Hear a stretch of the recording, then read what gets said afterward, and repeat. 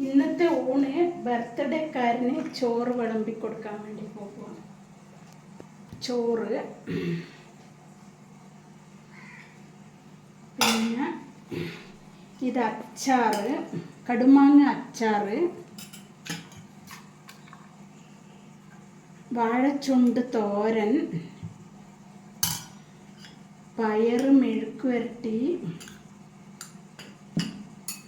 അവിയൽ. ഇന്നത്തെ അവിയൽ അങ്ങനെ കുഴഞ്ഞൊന്നും പോയിട്ടില്ല. കഴിഞ്ഞ ദിവസം അവിയലാക്കിയിട്ട് മൊത്തം കുഴഞ്ഞു പോയി. പിന്നെ കൂട്ടുകറി, വാഴയ്ക്കും ചേനയും കടലയും കൂടെ വെച്ച കൂട്ടുകറി, പിന്നെ സാമ്പാർ,